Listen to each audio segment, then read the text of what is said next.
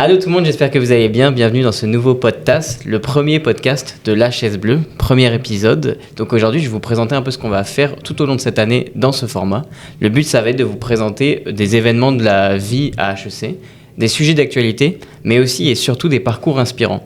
Notre but, c'est de vous présenter des gens qui ont gradué d'HEC et qui sont allés dans des métiers un peu moins classiques que ce qu'on a l'habitude d'entendre en cours. Des métiers que ce soit au niveau de la création, de l'audiovisuel, de l'événementiel, enfin bref, tout ce qui regroupe un peu l'artistique. Alors aujourd'hui, j'ai la chance d'avoir un premier invité qui correspond exactement à ces critères, car je suis accompagné d'Aliké, qui a gradué d'HEC en 2011 et qui est maintenant fondateur du Studio Quai, un studio spécialisé dans la vidéo et dans la photographie professionnelle. Donc Ali, bonjour, merci d'être là, puis j'espère que ça va bien. Merci pour l'invitation. Je vais être honnête, j'ai une petite pression parce que tu es host aussi d'un podcast, donc tu vas pouvoir m'analyser, tu vas pouvoir me dire tous les trucs que je fais pas bien ou que je fais bien. On est là pour s'amuser. Mais oui, exactement. Donc déjà, j'espère que tu es content parce que je sais que tu voulais le faire à HEC. On t'a ramené dans une salle d'études comme ce qu'on vient avant les intras, les finaux. Donc tu es vraiment dans le jus d'HEC là aujourd'hui. Ça me ramène des souvenirs. Ça doit faire 10 ans au moins que j'ai pas mis les pieds à HEC. Eh ben tant mieux. Ma première question, ça va être simple pour les gens. Présente-toi, toi, avec tes mots, qui es-tu aujourd'hui? Ouais. Écoute, moi c'est difficile de me présenter sans parler de ma petite histoire, mon background. Nous, c'est une histoire classique d'immigration. Donc, mes parents sont originaires du Liban. Dans les années 80, c'est la guerre civile. Donc, l'idée pour eux, c'était de trouver un avenir meilleur pour leurs enfants. Puis ça passait par l'immigration. Puis, tu sais, c'est drôle, mes parents sont pas entrepreneurs, mais par contre, quand tu penses à ce que c'est immigrer, ça renferme beaucoup des skills que tu as besoin lorsque tu es entrepreneur. Donc, on pense beaucoup à des personnes qui quittent leur zone de confort, qui doivent recommencer à zéro, qui doivent tout bâtir from scratch. Donc, ils ont quitté dans les années, dans la fin des années 80. Avec leurs 6 enfants, se sont installés à Montréal-Nord dans un 4,5. Fait qu'on était entre 8 et 10 personnes dans un petit logement. Puis moi, c'est là-dedans que j'ai grandi, mais j'ai jamais trouvé ça étrange parce que c'était mon day-to-day, c'est ça qui était normal pour moi. Mais j'ai grandi avec des parents où l'éthique de travail était vraiment, vraiment importante. J'ai pas eu une relation très profonde avec mes parents au début, surtout avec mon père, parce que c'était 2-3 jobs qui s'enchaînaient pour pouvoir subvenir aux besoins. Mais tout ce que je voyais, c'est justement cette éthique de travail-là, puis c'est surtout ça que je te dirais que j'ai absorbé au fil des années. Puis aujourd'hui, là, si tu devais te décrire en 3-4 mots, qu'est-ce que tu dirais de toi-même? Je suis entre la création et la stratégie. Moi, je suis quelqu'un qui adore le volet stratégique de comprendre le comportement du consommateur, comment il réfléchit, pourquoi il prend certaines décisions. Puis je suis quelqu'un d'extrêmement créatif, donc que ce soit au niveau des solutions qu'on apporte ou au niveau des idées. Moi, j'ai toujours quelqu'un qui a 10-15 idées là, qui vont émerger dans sa tête. Puis j'essaie d'apporter ces deux passions-là ensemble pour offrir des solutions à nos clients. OK. Bah, là, tout au long de notre entrevue, on va essayer de revenir un peu sur ton parcours de HEC jusqu'à aujourd'hui, tu vois, pour montrer aux étudiants que c'est possible. Donc, si je reprends ton parcours, tu es venu à HEC en 2008, si je dis pas de bêtises au niveau des dates. Est-ce que ça a été une évidence pour toi depuis des années? Tu étais là au cégep, tu savais très bien que c'était HEC que tu visais? Ou c'était comme, le marketing, ça m'intéresse, donc je vais peut-être aller plus dans cette école parce qu'ils sont un peu réputés ou parce que j'ai des amis qui y vont. C'était quoi ta vision? Pourquoi cette école? Écoute, qui dit fils de parents immigrants dit carrière classique, donc médecin, pharmacien, avocat, ingénieur. Puis honnêtement, moi, après le cégep, j'ai réalisé que je ne fitais pas du tout dans ces profils-là. De toute façon, je n'aurais pas été capable. Je pense en chimie 2, j'ai eu 33%, donc ça ne marchait juste pas. Donc, je me suis retourné vers HEC parce que les premières années, c'est un tronc commun. Donc, je me suis dit, ça va me permettre de me découvrir, de voir ce que j'aime, ce que j'aime pas. Mais j'ai quand même embarqué avec la vision de devenir comptable agréé parce que le branding de CPA est très, très fort puis très sexy. Donc, j'ai embarqué au HEC. Je me suis dit, let's go, Ali, je vais devenir comptable. Tu sais, c'est pas avocat, mais c'est comme, tu sais, je pense que c'est un bon prix de consolation pour mes parents. J'ai fait 4 cours de comptabilité. Donc, tu as quand même un peu commencé l'aspect. J'ai détesté ma vie. J'ai vraiment détesté ça. Au bout du 4e cours, je me suis dit, écoute, c'est impossible que je continue ma vie là-dedans. Puis, pour vrai, je devais prendre une décision à la 3e année.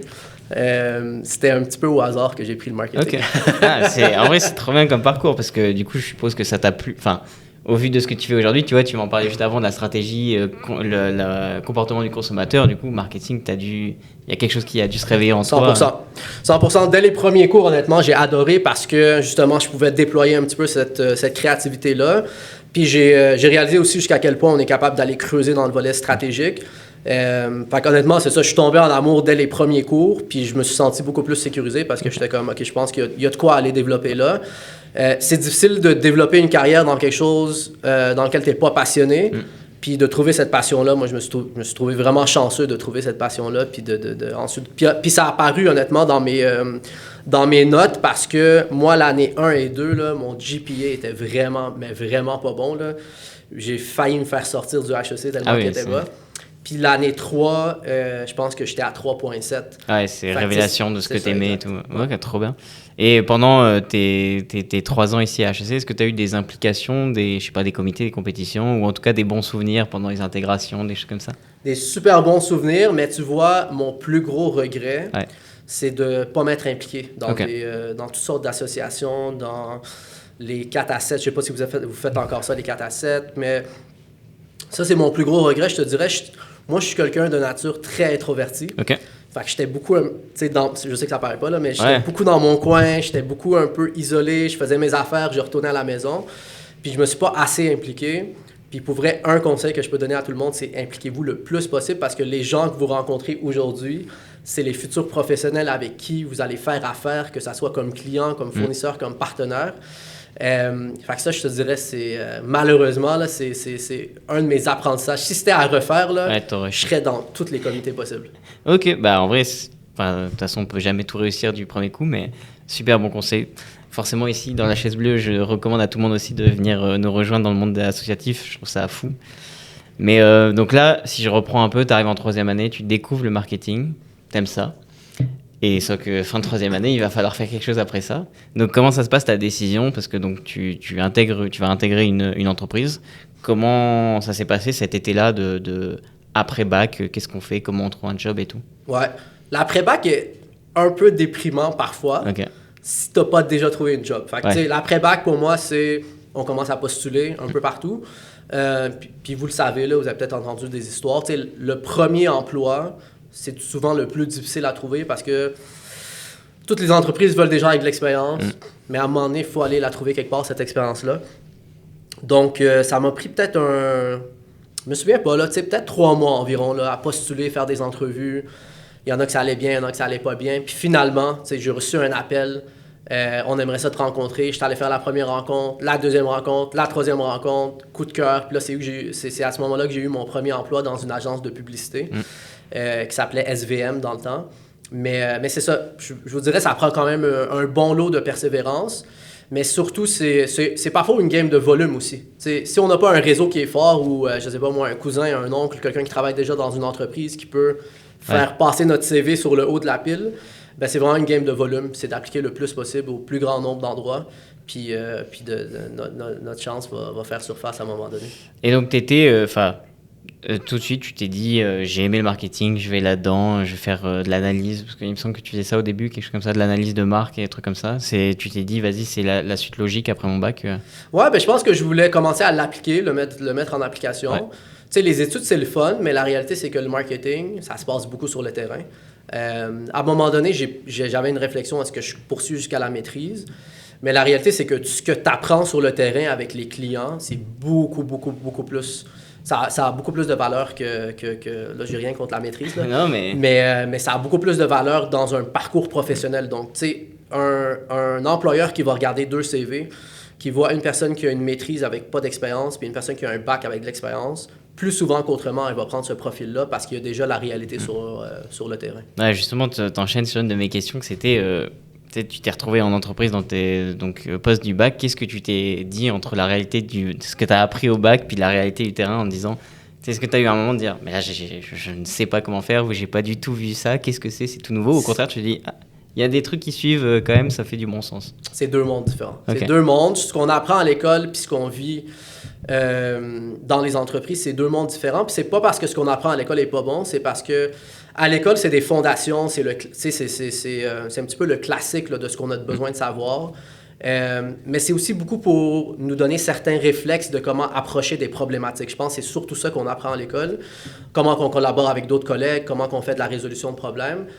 C'est plus ce qu'on appelle les soft skills là, qu'on va apprendre à l'école. Après ça, tu sais, est-ce que j'ai pris des notions pratiques ou des notions théoriques que j'ai apprises à l'école, je les ai appliquées au travail? Pas du tout, honnêtement. Là, parce que dès que tu embarques dans un moule d'entreprise, souvent, eux, ils vont te former sur leur façon de faire. Puis la bonne chose à faire, c'est dans les premières semaines, c'est d'être une éponge. C'est de poser beaucoup de questions, de s'approprier un petit peu les façons de faire, de parler au plus grand nombre de gens possible dans l'entreprise, de voir un petit peu comment ça fonctionne. Puis une fois que tu as compris comment ça fonctionne, tu peux venir infuser un petit peu ta sauce à toi, puis ta petite touche magique. Là. C'est bête. Donc, tu es resté 3 ans et demi, 4 ans dans cette entreprise. Je voyais que tu faisais des déplacements beaucoup entre Toronto, Montréal, puis c'est ça qui a commencé à mettre une petite lumière en toi, de te dire qu'il y avait peut-être plus à faire de ton côté. Comment ça s'est passé du coup, parce que l'étape d'après, c'est le lancement de ton studio en 2018. Quelle a été toute cette étape-là de gestation de ce projet, de comment est arrivée l'idée, les moments de doute, puis qu'est-ce qui t'a dit, OK, j'y vais à fond et je le fais? Fait que quand j'ai commencé chez SVM, j'étais coordonnateur de projet. Ouais. Donc, on travaillait pour des clients comme Kraft, La Vie en Rose, Pepsi. Puis comme tu disais, c'était beaucoup. J'avais des clients à Montréal, j'avais des clients à Toronto. Donc, c'était beaucoup de voyagements à tous les semaines. Très, très, très formateur. Très épuisant, mais extrêmement formateur. Donc, j'ai tellement appris dans ces expériences-là. Tant au niveau de mes collègues autour de moi, parce que c'était une agence moyenne, là, peut-être une trentaine de personnes. Okay. Donc, c'est une agence qui te permet d'être proche du président, du vice-président, des directeurs, des directrices.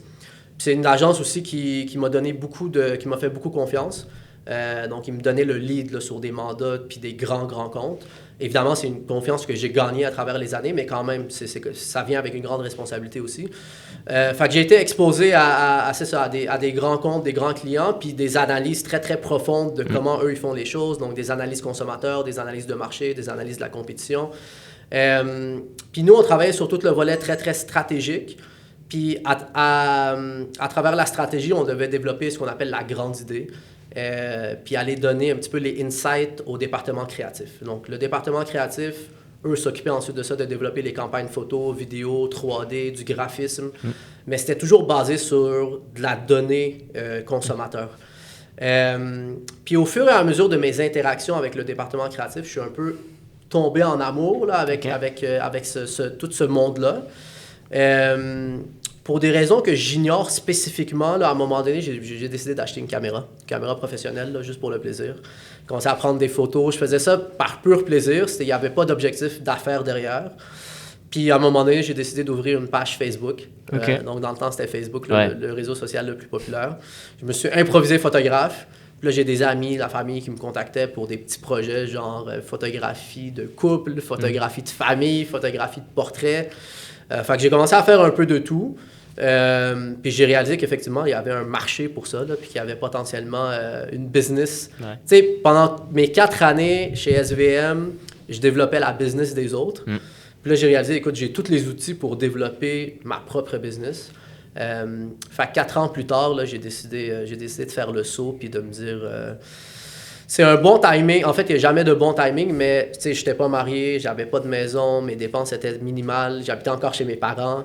Fait que je me suis dit, écoute, il n'y a pas vraiment grand-chose à perdre. Je l'essaye. Si ça marche, ça marche. Si ça ne marche pas, je retourne en agence. Il n'y a pas de problème. Fait que je l'ai essayé, puis après ça m'a amené où est-ce que je suis aujourd'hui. Ouais, c'est ça. Dans les quelques profils avec qui j'ai parlé de gens qui sont lancés comme ça dans de l'audiovisuel, de la création, ils me disent souvent que c'est comme à un moment tu fais de la création, tu as ta caméra, tu fais quelque chose. À un autre côté, tu fais du marketing ou tu fais autre chose, puis tu te retrouves juste à un moment de ta vie où tu te dis mais en fait j'ai peut-être moyen de lier les deux et de lancer quelque chose. Donc forcément au début tu as commencé tout seul un peu, tu vois, à dépatouiller. Ça a été quoi tes plus gros enseignements, les leçons que tu as appris, tu vois, sur ta première, ta deuxième année comme ça, à t'être lancé dans ton projet, tes plus grosses difficultés? Ouais, mais je me souviens encore du jour 1. OK. Où j'ai quitté l'entreprise, puis là je me suis retrouvé j'étais sur mon bureau, dans ma chambre, chez moi, puis j'étais comme, mon Dieu, qu'est-ce que j'ai fait? Mais mon premier réflexe, c'était il faut que je trouve des clients. Ouais. Puis ben, les clients, idéalement, c'est des personnes qui me connaissent déjà. Fait que ce que j'ai fait, c'est que j'ai ouvert mon téléphone. Je suis passé contact par contact. J'ai fait un fichier Excel. Puis là, j'ai commencé à faire des colonnes de c'est qui ces personnes-là, où est-ce qu'ils travaillent, puis potentiellement, est-ce qu'ils pourraient avoir besoin de mes services. J'ai vraiment fait une grille comme ça m'a donné environ 500 contacts, je pense. J'ai fait la même chose, après ça, je suis allé sur mon Facebook, j'ai vu est-ce qu'il y a des personnes pareilles qui me connaissent, qu'on se connaît, qu'est-ce qu'ils font dans la vie, est-ce qu'ils auraient besoin de mes services. Puis ensuite de ça, je les ai catégorisés par ordre de priorité parce que, tu sais, c'est long de contacter des gens. Fait que c'était vraiment l'approche classique de « Hey, salut, c'est Ali, ça fait longtemps qu'on ne s'est pas parlé. » Juste te dire, tu sais, maintenant, je me suis lancé en photo. Si jamais tu as un besoin, je suis là pour ça. Fait que j'ai commencé vraiment à faire du démarchage parce que ce qu'on apprend très, très rapidement, c'est que le cash, là, tu sais, c'est l'oxygène d'une entreprise. Tu sais, si tu n'as pas de cash, il n'y a plus d'oxygène, l'entreprise va mourir. Fait que pour moi, le réflexe numéro 1, c'était il faut que très, très rapidement, je me trouve des clients. Puis ensuite de ça, ben, j'ai commencé à appliquer tout ce que j'avais appris en marketing à ma propre entreprise. Puis dans le temps, c'était beaucoup le marketing digital là, qui était en explosion. Fait que j'ai commencé à appliquer là, toutes sortes de stratégies, que ce soit sur Google Ads, sur Facebook Ads et autres. Des salons d'exposition. Donc, je me suis vraiment lancé dans toutes sortes de techniques pour faire du développement. J'étais aussi très, très éparpillé au niveau de l'expertise. Fait qu'avant, quand j'étais en agence, je pouvais seulement faire de la photo le soir et les week-ends. Ça veut dire que ça limite beaucoup le type de mandat. Donc, je faisais beaucoup du personnel, donc des portraits personnels ou du mariage. Mais quand j'ai quitté l'agence, là, ça m'a ouvert beaucoup plus de portes, dont le corporatif et le commercial. Donc, j'ai fait du fashion, j'ai fait du label, j'ai fait du produit, du culinaire. Puis, je suis tombé en amour avec le côté produit, culinaire, corporatif, B2B. C'est à ce moment-là que j'ai décidé de me spécialiser puis d'aller vers une niche un peu plus restreinte. Et si tu avais comme des valeurs, tu sais, une mission de départ, je pense qu'au début, ça a été surtout faire de la photo, tu vois, prendre de l'expérience, des choses comme ça. Mais est-ce qu'au fur et à mesure, tu as comme défini une mission pour ton entreprise? Quand j'étais seul, c'est différent que quand tu es en groupe. Quand j'étais seul, c'est important pour moi d'avoir du plaisir. Okay. Donc, si j'ai pas du plaisir, il y a un problème. Il faut que je résous ce problème-là très rapidement. Donc, pour moi, là, que ça soit le type de mandat, le type de client, le type d'expertise, le fil conducteur pour moi, c'est est-ce que je me réveille aujourd'hui puis j'ai vraiment envie de faire ce que je fais. Puis si un jour je me réveille puis la réponse est non, très rapidement, je vais changer quelque chose dans la façon dont j'opère. Et aujourd'hui, tu gardes toujours ça même avec tes employés? Absolument, parce que si j'ai pas du plaisir au travail, ça se propage. Hein? C'est quelque chose qui se fait ressentir autour de nous. Donc, si le président de l'entreprise n'est pas passionné et il n'a pas du plaisir, bien, pourquoi est-ce que les employés auraient cette passion-là? Donc, ça, c'est vraiment important. Ça, je te dirais, ça vient vraiment en top. Puis ensuite de ça, écoute, on est dans un domaine où on fait du beau, mais pour moi, c'est important de faire du beau et de l'intelligent. Donc, c'est facile de faire une campagne qui est visuellement très, très belle, que ce soit au niveau des couleurs, au niveau des mouvements caméra, au niveau cinématographique. Mais est-ce que c'est une campagne qui est belle et intelligente? Donc, ce que ça veut dire, c'est est-ce que ça connecte avec l'audience, avec le consommateur? Est-ce que ça lui fait ressentir quelque chose pour vrai? Est-ce que potentiellement, ça l'amène vers un achat? Donc, moi, c'est un des éléments que je m'assure avec mes équipes là, qu'on néglige pas parce qu'à the end of the day, peu importe ce qu'on développe, que ce soit en photo, en vidéo, en audio, en 3D, il faut absolument qu'il y ait un résultat d'affaires qui est rattaché à ça parce que c'est ça qui fait en sorte que les clients vont revenir après. C'est de se dire, on a fait une campagne avec Studio OK, c'était beau, ça nous a permis de convertir des clients ou d'augmenter notre brand awareness, puis ça fonctionne, donc on revient. Ouais, et donc tu parlais avant dans ton agence au début, tu faisais beaucoup par rapport aux data, puis après vers l'équipe créative. Est-ce qu'aujourd'hui, donc comme tu dois quand même avoir un résultat à la fin des gens qui utilisent les produits que tu mets en valeur, est-ce que tu utilises toujours autant les data de la même manière? Est-ce qu'elles viennent plutôt en second processus? Pas de la même manière, c'est certain, parce que je ne suis pas une agence, je suis une boîte de production. Donc nous, maintenant, on s'attend à ce que le client, quand il vient vers nous, il ait ce data. Puis s'il ne nous le fournit pas, bien, on va le forcer un petit peu à nous le fournir dans le sens où on va aller creuser, poser des questions, s'assurer qu'il nous donne un brief qui est vraiment complet. Parce que c'est ça, on ne veut pas aller dans le processus de création trop rapidement. Donc souvent, on va poser beaucoup de questions sur c'est qui la clientèle, c'est quoi qui les motive, c'est quoi les craintes de cette clientèle-là, c'est qui la compétition, c'est quoi les objectifs d'affaires, pourquoi est-ce qu'on est en train de créer en ce moment? Est-ce que c'est parce qu'un compétiteur nous fait mal ou est-ce que c'est parce qu'on vient de lancer un nouveau produit ou c'est parce qu'on est mal perçu sur le marché? Donc, il y a toutes sortes de raisons pourquoi on devrait lancer une campagne photo-vidéo. Nous, pour nous, c'est vraiment important de comprendre la raison pourquoi à la base. Parce que c'est comme ça qu'on va se faire évaluer à la fin. Ok. Et tu sais, tu disais au début, tu as ouvert tes semaines entières à faire de la photo, donc tu t'es un peu éparpillé. Au final, quand je regarde ton entreprise, tu en as parlé, mais tu fais de la 2D, de la 3D, de la photo, de la vidéo. Tu fais de la post-prod aussi. Tu es resté quand même dans ce côté à pouvoir proposer une grosse multitude à tes clients. Ça a toujours été pour toi comme... Il faut que tu veux pas t'enfermer ou c'est ça qui t'amuse le plus, c'est de trouver des trucs nouveaux, d'apprendre plus? C'est une bonne question. On a commencé niche. Ouais. Donc, quand j'ai commencé, j'offrais seulement de la photo. Puis moi, je suis quelqu'un qui est beaucoup à l'écoute du consommateur. Donc, tu sais, il y a tout le marché, là, puis il y a des personnes qui sont obsédées par ce que la compétition fait. Moi, je suis obsédé par ce que la clientèle me dit. Donc, au début, j'offrais seulement de la photo parce que c'était mon expertise à moi. Ensuite de ça, les clients ont commencé à me demander « Est-ce que tu fais de la vidéo? » Puis pour moi, de dire non, c'était comme une opportunité perdue parce que c'est une extension naturelle de ce qu'on faisait. J'avais pas encore l'expertise, mais je me suis dit que ce serait un peu bête de perdre cette clientèle-là que j'ai bâtie à travers les années, avec qui j'ai une relation de confiance. Donc là, on a fait des investissements majeurs. On est allé chercher de l'équipement vidéo, puis aussi de l'expertise en vidéo. Donc là, on a ajouté le volet vidéo. Ensuite de ça, fait que là, on a maîtrisé la photo, on a rajouté la vidéo, on a maîtrisé la vidéo. Puis là, ensuite de ça, je pense que ça, c'est venu plus par challenge. Je pense qu'à un moment donné, on a besoin de challenge, on a besoin de repousser un peu les choses. Puis on s'est dit, est-ce qu'il y a moyen d'ajouter de la 2D dans de la vidéo? On l'a fait, on l'a proposé à des clients, ça a marché. Est-ce qu'il y a moyen d'ajouter de la 3D avec de la 2D, avec de la vidéo? On l'a fait pour des clients, ça a marché. Aujourd'hui, on est en conversation avec des clients pour faire de la réalité virtuelle. Fait que, tu sais, pour moi, le médium technologique n'est pas important. Pour moi, ce qu'on fait à the end of the day, c'est on raconte une histoire pour permettre à une marque de connecter avec son audience. Est-ce que c'est à travers la photo, la vidéo, un casque VR? C'est pas ça qui est important. L'important pour moi, c'est cette connexion-là. Fait que c'est pour ça qu'on ne se limite pas au niveau de l'expertise. Ok, je trouve ça super intéressant. Tu bases ton approche sur le storytelling presque plus que les produits que tu peux offrir. Tu t'adaptes. Et donc, si là aujourd'hui je suis un étudiant à HEC, je veux rejoindre ton entreprise, qu'est-ce que je pourrais faire? Par exemple, je m'y connais, j'ai jamais tenu une caméra, je sais pas faire de dessin 2D, je sais pas faire de l'animation 3D. Qu'est-ce que je pourrais t'apporter à toi ou quel métier serait intéressant pour moi qui est gradué d'un bac? Ouais, je pense qu'il faut faire la distinction entre deux types de métiers dans nos organisations. Tu as le métier plus qui s'appelle le métier de production, qui est l'équivalent un peu d'un chargé de projet dans les agences de publicité. Donc, le métier de producteur ou de coordonnateur de production, c'est quelqu'un qui va gérer plus le volet planification d'un projet. Donc, tous les échéanciers, trouver les équipes techniques.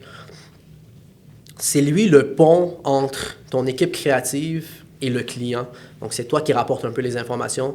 C'est toi qui assure que le projet est réalisé dans les temps puis dans les budgets. C'est toi qui fais la négociation. Le repérage des lieux sur certains shoots, par exemple. Fait que c'est un travail qui est beaucoup plus dans la gestion de projet. Donc, c'est de voir aussi, est-ce que tu as un profil plus gestionnaire de projet, qui aime l'organisation, ou est-ce que tu as un profil qui est beaucoup plus créatif? Donc, première distinction à faire, c'est de voir dans quel univers est-ce qu'on veut baigner. Si on est dans l'univers de production, c'est, je pense que la meilleure chose, là, il y a beaucoup de groupes sur Facebook, des groupes de production publicitaire, c'est d'aller faire du bénévolat. Puis c'est de se trouver des équipes de production qui ont besoin d'un coup de main, puis de se dire, tu sais quoi, moi je connais rien à la production, je vais traîner des sacs de sable, des bouteilles d'eau, tu sais, peu importe ce que tu as de besoin, je suis là pour ça, je vais faire des commissions, je veux juste apprendre, parce qu'en réalité, c'est très, très difficile d'aller chercher cette expérience-là à l'école. Donc, d'aller chercher des petites expériences de bénévolat au début pour aller commencer à rencontrer des gens, voir c'est quoi la dynamique de travail, comment est-ce qu'eux, ils fonctionnent à l'interne, comment est-ce que moi, je peux les supporter, puis d'aller chercher des petits apprentissages comme ça. Après avoir eu peut-être une dizaine, une quinzaine d'expériences de bénévolat comme ça, là, tu es capable d'aller offrir ton service comme pigiste à la limite. Ouais. Puis d'aller faire des petits gigs le week-end, les soirs, que ça soit pour une équipe qui se fait. Tu sais, il y a toutes sortes de projets créatifs qui sont pas nécessairement lucratifs, mais les gens ont quand même besoin de ressources humaines pour les accomplir. Donc, c'est d'aller chercher ton expérience à cet endroit-là. Puis ensuite de ça, moi, quand je reçois un CV, là, honnêtement, c'est rare que je regarde le diplôme. Le diplôme, pour moi, il n'est pas si important que ça. Ce qui est important pour moi, c'est qu'est-ce que tu as réussi à réaliser dans les dernières années. Donc, si je vois que tu es diplômé du HEC, je suis comme, OK, c'est cool, mais il ne va pas nécessairement comprendre ma réalité à moi. Si je vois que tu as fait une dizaine de productions ou est-ce que tu as été assistant de production, là, je suis comme, OK, il y a de quoi d'intéressant. Déjà, il a validé son intérêt envers l'industrie. Il sait un petit peu à quoi ça ressemble, puis je ne suis pas obligé de le former from scratch. Ça peut nous arriver là, de former des personnes de zéro, mais c'est beaucoup plus demandant pour une entreprise. Donc, si je vois ce type d'expérience-là, ça, c'est super intéressant. Ensuite de ça, l'autre volet, c'est le volet créatif. Donc, dans le créatif, beaucoup plus difficile, by the way, là, parce que là, ça demande des talents un petit peu plus élevés. Mais pareil, moi, je vous dirais le plus grand fail que je vois, parce que moi, je reçois des CV à chaque semaine, puis des personnes qui me contactent à froid, sans nécessairement ouvrir un poste. Puis ils m'envoient un CV, mais pas de portfolio. Puis dans le domaine créatif, pour moi, ce qui parle, c'est une image, c'est une vidéo, c'est un style de montage, c'est un style 2D. Donc moi, ce que je veux voir, c'est ce que vous êtes capable de réaliser d'un point de vue créatif. Donc le plus important, c'est... Puis justement, si vous êtes passionné, ben là, vous êtes supposé... On parlait tantôt, là, ta collègue ici a fait beaucoup de vidéos, du montage, etc. Fait que moi, je veux voir ce travail-là, à quoi ça ressemble, puis est-ce qu'il y a du potentiel de l'appliquer dans ce qu'on fait. Fait que c'est de faire le plus grand nombre de projets possible. Puis ensuite de ça, quand vous appliquez à une entreprise qui est spécialisée dans une niche particulière, ben c'est d'essayer de mettre des projets qui se rapprochent de notre réalité, de notre niche, parce que c'est ça qui va connecter le plus. Je te disais, je reçois énormément de CV, j'ai pas le temps de les scanner, j'ai pas le temps de t'appeler, d'avoir une conversation. Fait que la première impression est vraiment importante. Fait que comment est-ce que vous pouvez faire en sorte que je sens que vous comprenez mon industrie, mes clients, Studio OK, puis que vous pouvez être une valeur ajoutée. Ça doit se faire en quelques secondes, quelques minutes. Fait que c'est un grand défi, je te cache pas. Ouais. Mais si vous voulez mettre toutes les chances de votre côté, c'est vraiment de cette façon-là que vous devez opérer. OK, je pense qu'il y a beaucoup de conseils à prendre en compte. Et même pour rester sur les conseils, parce que donc là, tu as parlé de la manière très pratique, mais d'une manière un peu plus, je dirais pas intellectuelle, tu vois, mais pour former son œil, pour avoir des idées créatives et tout. Est-ce que tu as comme des campagnes publicitaires, des gens qui font des campagnes publicitaires actuellement, tu sais, des livres, des trucs comme ça, tu dis, lisez ça, regardez, suivez cette personne parce que ce qu'elle propose, ça te fait juste réfléchir ou, tu sais, augmenter ta manière dont tu vois la création, tes nouvelles idées. Tout est source d'inspiration, honnêtement. Ouais. Puis je pense qu'il faut suivre un petit peu avec quoi on connecte. Mais la curiosité, c'est tellement important. Je pense qu'il faut consommer le plus de contenu possible qui est diversifié, puis de sortir un petit peu de ce qu'on aime. T'sais, c'est correct, là, on consomme ce qu'on aime, mais il faut absolument se forcer à sortir de cette zone de confort-là. Je regarde un petit peu quand on ouvre notre Netflix. Chaque personne qui ouvre son Netflix va souvent avoir des recommandations qui sont basées un petit peu sur nos intérêts puis qui sont très, très, très nichées. Fait que moi, je recommande à tout le monde de sortir là, puis d'aller faire des recherches dans ce que l'algorithme ne nous propose pas, parce que sinon, c'est impossible de grandir intellectuellement puis d'un point de vue créativité. Fait que explorer le plus possible, que ça soit des podcasts, que ça soit des téléséries, que ça soit des musiques, que ça soit, tu sais, d'aller vers des trucs qu'on n'aime pas ou qu'on n'est pas habitué de voir, parce que la magie, honnêtement, dans la créativité, la magie s'opère quand on peut connecter plusieurs univers ensemble. Ouais.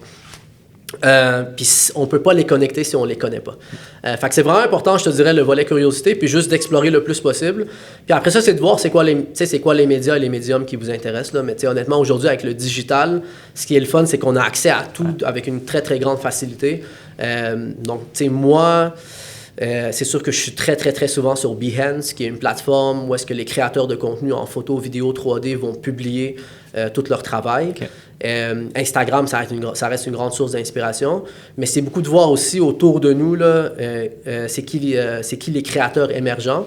Donc nous, chez Studio OK, une fois par mois, dans le fond, tout le monde dans l'équipe a le rôle de découvrir des nouveaux créateurs. Okay. Puis une fois par mois, on va se faire une séance où est-ce qu'on va se partager c'est qui ces créateurs-là.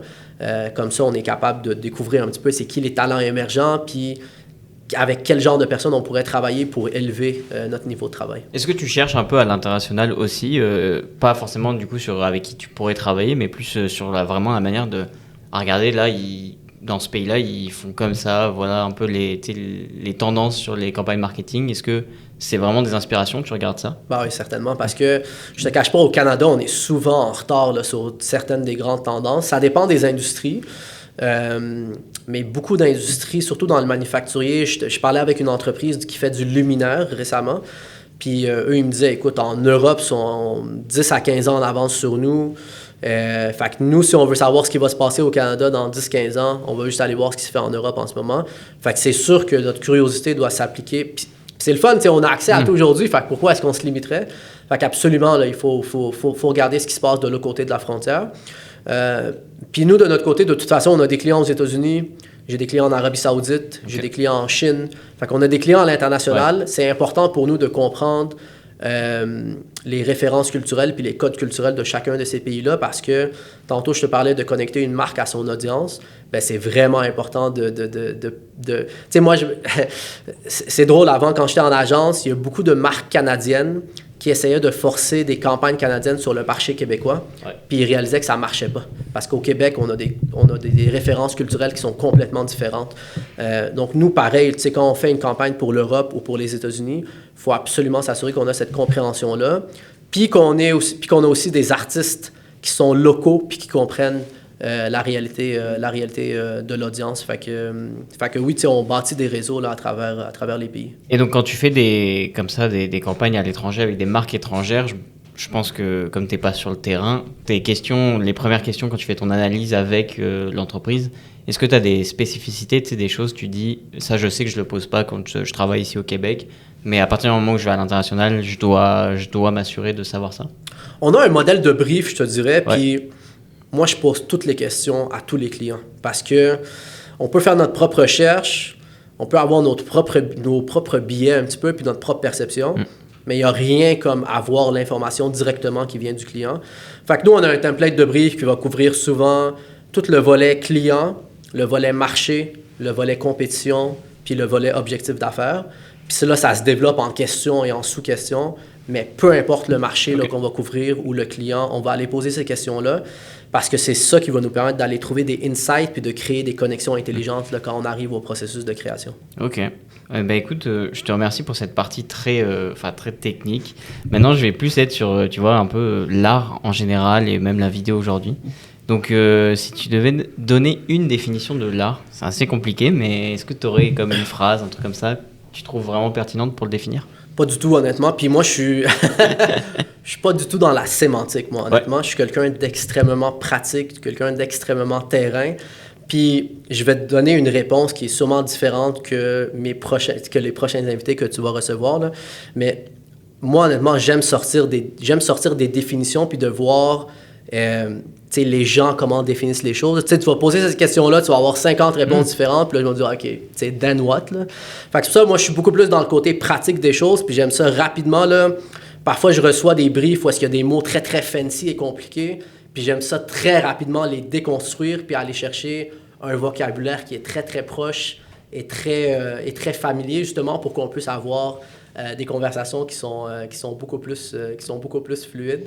Qu'est-ce que l'art, honnêtement, je suis pas le plus grand philosophe, là, fait que je vais laisser d'autres personnes répondre à ça. Ok, là, après c'est intéressant, je pense que justement c'est une définition qui n'existe pas, enfin qui est pas tangible, donc c'est cool d'avoir, c'est que la perception et la perception de chacun. Mais donc, comme tu dis, tu es très pratique, donc je pense que tu as quand même analysé un peu le contenu vidéo et photo des derniers, je pense, 10 ans. À quel point ça a évolué, tu trouves, toi, surtout qui en produit pour des marques et des choses comme ça? Extrêmement. Ça a évolué beaucoup, puis les plateformes ont forcé le contenu à évoluer aussi, pour le meilleur et pour le pire. Fait qu'avant, t'as quel âge? J'ai 21 ans. OK. Fait qu'avant, on avait, les grandes plateformes de distribution vidéo, c'était YouTube, et Facebook. Ouais. OK?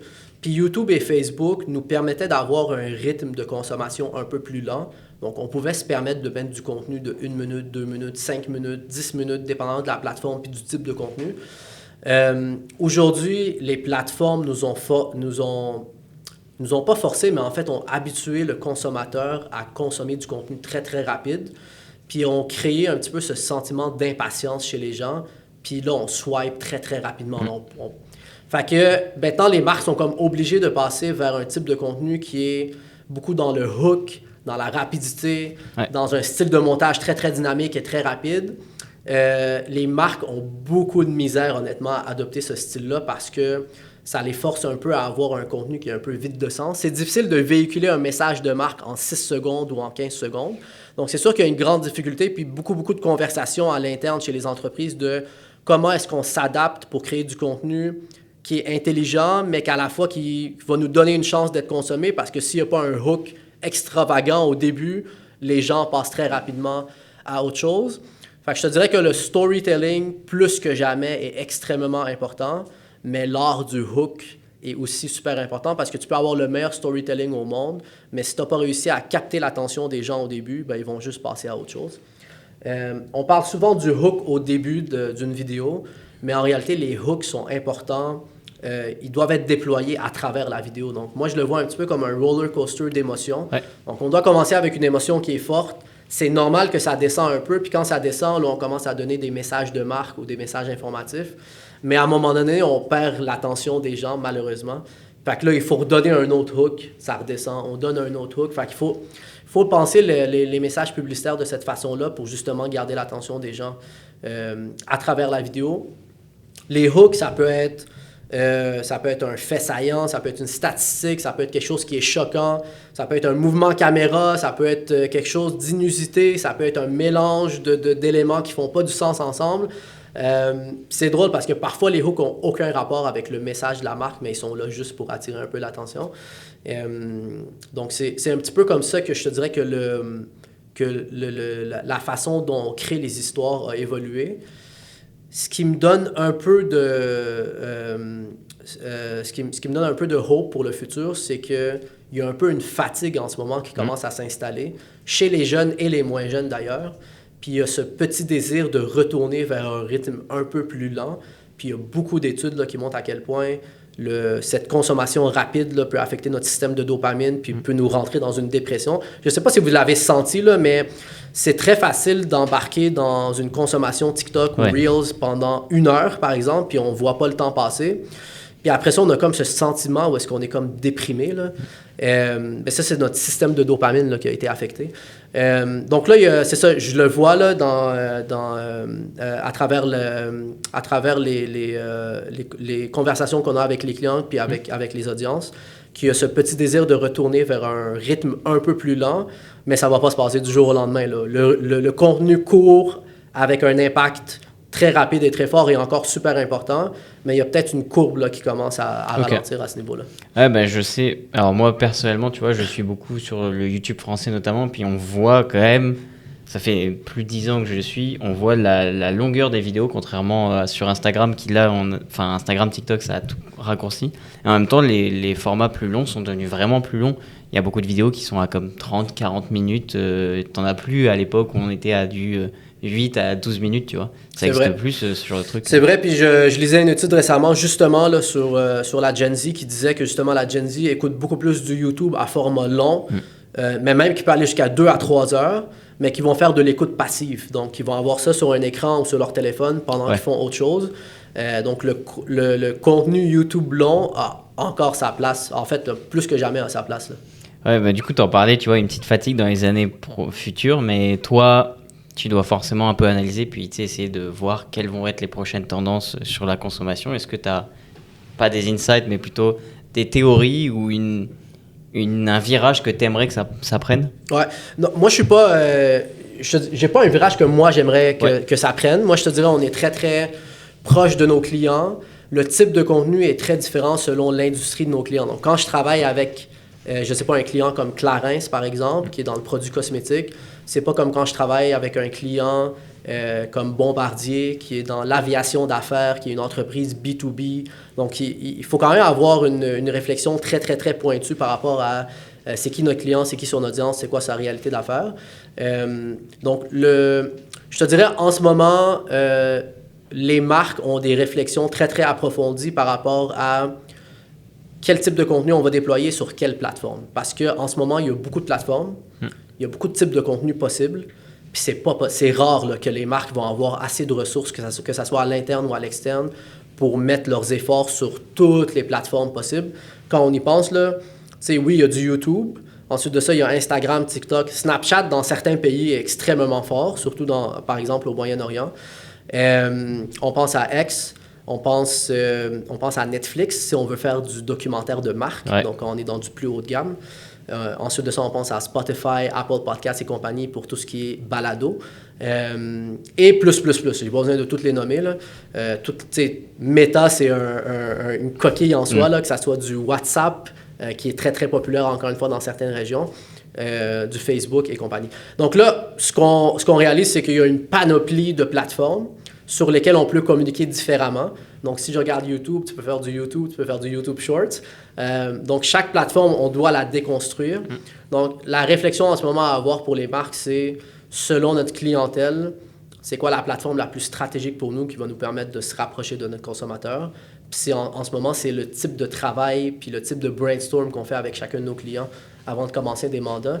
C'est de voir, OK, c'est quoi le type de contenu qu'on fait, mais sur quelle plateforme est-ce qu'il va être consommé. Okay. Puis basé là-dessus, notre stratégie créative va être extrêmement affectée. Est-ce que ça veut dire que, par exemple, un format court, tu le mets pas forcément sur YouTube, mais tu le mettras sur TikTok ou sur Instagram? Parce que YouTube, tu peux avoir les shorts, justement. Est-ce que tu fais vraiment un panel, tu dis, OK, tous les shorts, je les mets de la même manière? Ou vraiment, tu décomposes en disant, j'ai pas la même clientèle sur TikTok, j'ai pas la même clientèle sur Insta et j'ai pas la même clientèle sur YouTube? Ouais, je vais faire la différence entre le monde idéal et la réalité. Ouais.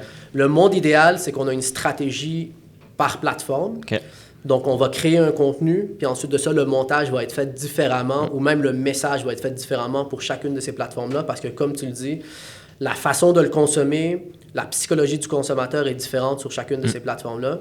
On n'a pas parlé de LinkedIn, d'ailleurs, là, qui est une plateforme en explosion pour le B2B. Fait que dans un monde idéal, oui, on veut faire des messages qui sont segmentés et différents. La réalité sur le terrain, c'est que c'est rare que le client va pouvoir se permettre d'avoir un budget aussi grand pour faire de la segmentation aussi précise sur chacune des plateformes. Donc, dans un monde idéal, oui, si vous êtes capable, la réalité terrain nous force à faire autrement, malheureusement. Mais du coup, est-ce que tu as déjà fait des campagnes où tu t'es focalisé sur LinkedIn là, en ce moment?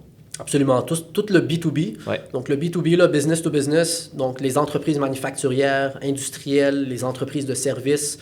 Ça, c'est des entreprises que leurs clients, c'est pas le consommateur final qui est en train d'acheter une tablette KitKat ou un Red Bull dans un magasin. C'est un client qui va utiliser tes services pour faire de la transformation, pour appliquer une technologie, pour faire de la production vidéo, par exemple. Donc, LinkedIn, encore une fois, c'est une plateforme où est-ce que la psychologie du consommateur est différente parce qu'on est dans un mode plus où est-ce que je veux apprendre, je veux réseauter, je veux découvrir. Fait que pareil, le type de langage qu'on va utiliser dans nos captions, le type de hook va être différent. On est un peu plus doux sur LinkedIn que ce qu'on fait sur TikTok, par exemple. La tonalité, on parle plus à des gens d'affaires. Il y a une certaine maturité de clientèle sur LinkedIn aussi. Donc, c'est certain là, qu'on adapte notre façon de faire sur LinkedIn aussi. Je trouve ça super intéressant. Tu vois, je n'imaginais pas du tout, mais en vrai, ça fait du sens, tu vois, maintenant que tu le dis. Mais LinkedIn, c'est une des rares plateformes qui donne encore un reach organique assez intéressant aux marques par rapport aux autres plateformes. Tu sais, si tu publies sur Meta en ce moment à partir d'une page d'entreprise, là, tu vas peut-être avoir un 0,5% de reach, là, parce que Meta veut te forcer à mettre un budget publicitaire. En ce moment, LinkedIn te donne encore un reach quand même assez intéressant. Ouais. Donc, il y a une belle opportunité à aller chercher pour les marques, si ça fait du sens. C'est vrai que pour l'instant, je ne vais pas sur LinkedIn pour aller voir mes shorts. Mais tu devrais aller sur LinkedIn pour commencer à penser à ta carrière future, commencer à créer ton network, ton réseau, commencer à voir c'est qui les gens dans l'industrie, là, potentiellement, chez qui tu pourras aller chercher un stage, par exemple. Connecter avec des producteurs, avec des réalisateurs, des vidéastes. Je te dirais c'est une plateforme plus tôt tu commences à la développer, le mieux ça va être pour toi, pour ta future carrière. Ok, je prends le conseil personnellement, mais je pense que je ne serai pas le seul. Forcément, on parle d'avenir. Il y a un sujet qu'on n'a pas du tout abordé. Pourtant, je sais que ça t'intéresse beaucoup parce que j'ai vu ces dernières semaines tes posts LinkedIn dessus, justement. C'est l'IA. Forcément que ça arrive fort. Nous, ici au HEC, dans le business, ça l'a déjà transformé dans la manière dont on étudie, pour ce que je connais, mais même je pense que l'analyse de données, tout ça, il va y avoir des grosses transformations. Dans l'artistique, c'est certain aussi. Et là, on voit Sora ces dernières semaines, les vidéos sont de plus en plus réalistes. Sans s'étaler sur le sujet, tu aurais comme 3 points positifs que tu vois vraiment à l'IA, notamment dans la manière créative, et 3 points négatifs. Moi, je vois presque juste du positif dans l'intelligence artificielle. Moi, je suis quelqu'un qui... je suis pas quelqu'un qui est romantique par rapport aux façons de faire. Ouais. Parce que la technologie, historiquement, a toujours gagné. Donc, ça sert à rien de se battre contre la technologie. On sait qu'elle va finir par s'installer puis avoir une certaine maturité qui va faire en sorte que tout le monde va être obligé de l'utiliser. Donc, mieux vaut s'habituer le plus possible à son utilisation, même si elle n'est peut-être pas encore prête à tous les niveaux. Donc, je te dirais, moi, je vois beaucoup de positifs dans l'IA. Hier, j'étais avec un client, on faisait un workshop sur l'intelligence artificielle, sur qu'est-ce qu'on peut faire, qu'est-ce qu'on ne peut pas encore faire. L'IA va changer complètement nos façons de faire. Segmentation, encore une fois, IA, je pense qu'il y a tous les outils plus administratifs, donc qui peuvent nous aider dans notre day-to-day. Je ne vais pas aller dans le détail de ces outils-là. Vous allez sûrement commencer à utiliser ces outils-là. En tout cas, moi, j'aurais aimé ça avoir ChatGPT quand j'étais à l'université, là. Ça aide beaucoup, je te rassure. Mais ça, c'est super intéressant. Après ça, je te dirais le seul... Il y a des études qui ont commencé à sortir sur ce qu'on appelle du brain rot par rapport aux gens qui utilisent trop ChatGPT puis qui arrêtent de réfléchir, de penser, d'analyser. Donc, ChatGPT, c'est un outil qui est fantastique pour nous amener un peu plus loin, pour nous challenger, pour nous aider à poser des questions. Mais si c'est un outil qu'on commence à utiliser pour tout faire à notre place, à un moment donné, je pense qu'on va perdre un petit peu des circuits dans notre cerveau. Puis on va perdre notre côté analytique qui, selon moi, va être le plus important dans un monde où l'intelligence artificielle va prendre de plus en plus de place. Donc, pour moi, l'IA, ce que ça va bouffer très, très rapidement, c'est toutes les tâches un peu plus administratives à basse valeur ajoutée. Contacter un fournisseur, booker un vol, louer une voiture. Fait que ce genre de tâches-là, n'importe qui pourrait les faire, ça, l'IA va venir les remplacer très rapidement avec ce qu'on appelle des agents IA, qui leur déploiement a déjà commencé. Moi, récemment, j'ai installé un IA sur mon browser Chrome, puis il a fait une location de voiture pour moi. Il est allé se connecter à mon compte Expedia. Moi, je lui ai dit c'est quoi les dates, c'est quoi le type de voiture que j'ai de besoin, puis il a passé la transaction. Donc des agents autonomes, ça existe déjà aujourd'hui, puis ça va continuer à s'amplifier. Ensuite de ça, tout le volet créatif, ça, c'est fascinant. En IA, en ce moment, il y a tout le volet audio, il y a le volet image, il y a le volet vidéo, il y a le volet 3D, il y a le volet narration, parce que l'audio, tu as la narration, tu as la musique. Donc, en ce moment, l'IA fait des ravages dans toutes ces industries-là. Il y a beaucoup de hype aussi autour des outils IA qui ne sont pas encore prêts. Donc, parfois, on voit une démo, on est très, très excité, on utilise le produit, puis on réalise que le produit n'est pas encore prêt. Mais c'est ça, je pense que c'est important. Je pense que la chose à retenir là, par rapport à l'IA, tantôt, on parlait d'exploration créative d'un point de vue curiosité, d'aller au musée, d'écouter des choses qu'on n'est pas habitué d'écouter. En ce moment, l'IA, c'est important de tester toutes sortes d'outils. Même s'ils ne sont pas prêts aujourd'hui, c'est important de comprendre comment un IA fonctionne, comment est-ce qu'on doit communiquer avec cette IA-là. Puis quand l'outil va arriver à maturité, nous, on va être prêts et on va avoir un avantage compétitif. Moi, quand je rencontre des nouveaux candidats pour joindre Studio OK, une des questions maintenant qui est dans mon formulaire là, de base là, de questions, c'est comment est-ce que vous utilisez l'IA dans votre quotidien pour faciliter votre vie. Fait que moi, je veux savoir, est-ce que c'est des gens justement qui ont cette curiosité-là puis qui ont cette ouverture technologique parce que c'est absolument nécessaire pour le monde de demain. Après ça, si je veux être encore plus comme narrow pratique, en ce moment, on utilise l'IA pour faire de la narration.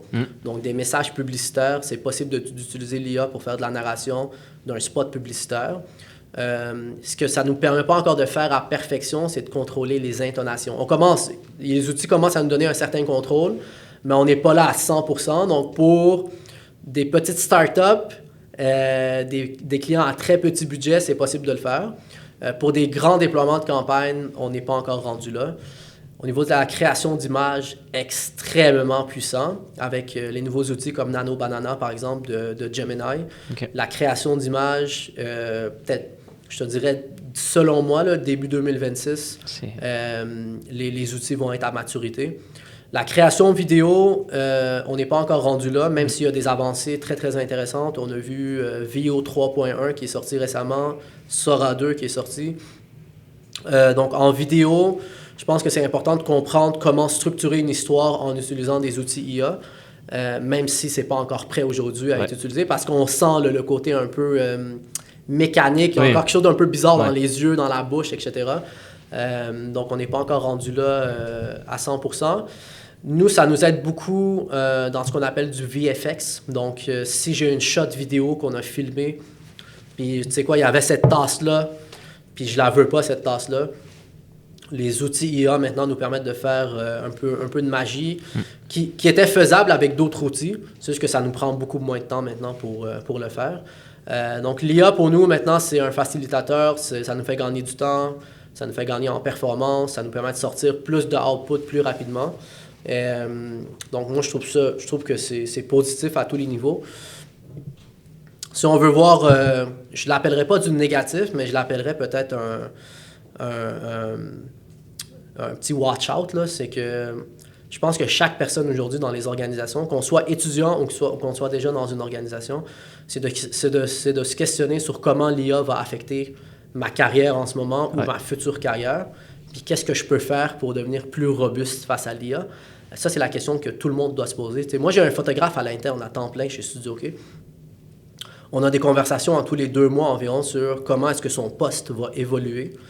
Puis c'est quoi les outils, comment est-ce qu'on doit l'outiller pour justement lui permettre d'évoluer dans un monde où peut-être qu'il va avoir moins de photoshoot, mais on va avoir besoin de quelqu'un qui va réfléchir au concept du photoshoot. C'est pas l'IA qui va le faire pour toi. Fait que de blender des concepts créatifs ensemble, de briefer l'IA, ça prend un humain intelligent. Puis ensuite de ça, tout le volet post-production, donc la retouche, le montage, les compositions, ça va encore prendre un humain pour appliquer justement ce layer de créativité-là final, puis donner un résultat qui est à la hauteur. Ok, bah merci, écoute, très bon point, je suis très content d'avoir parlé de ça. En plus, je sais que tu recherches beaucoup, donc ça me fait très plaisir. On arrive à la fin, je vais te demander pour conclure, quelque chose un peu pour toi. Tu as répondu quand même au début en parlant du réseau et de ne pas être assez impliqué ici à HEC, mais ça, si tu pouvais avoir un conseil pour le toi qui débutait son bac et un conseil qui pourrait encore s'appliquer un peu pour un étudiant général, qu'est-ce que ce serait ? Curiosité et générosité. Une chose que j'aime... en fait, on va focuser sur la générosité. La façon que je vois les relations, là, bâtir des relations, c'est vraiment important. Puis il faut toujours le voir. Moi, j'aime ça avoir le ratio 51-49 que j'appelle. Donc, je veux donner 51% puis recevoir 49%. Donc, je veux toujours être la personne qui donne plus que la personne qui reçoit. Je veux toujours être la personne envers qui tu as une petite dette parce qu'un jour, je vais avoir besoin de toi. Puis j'aimerais ça que quand je t'appelle, tu dis, ah, tu sais quoi, Ali m'a tellement aidé là, à travers ma carrière, mon cheminement scolaire, que ça fait pas de sens que je ne l'introduis pas, que je ne l'aide pas, que. Donc, au niveau des relations, tantôt j'ai dit qu'un de mes regrets, c'est de ne pas avoir développé plus de relations.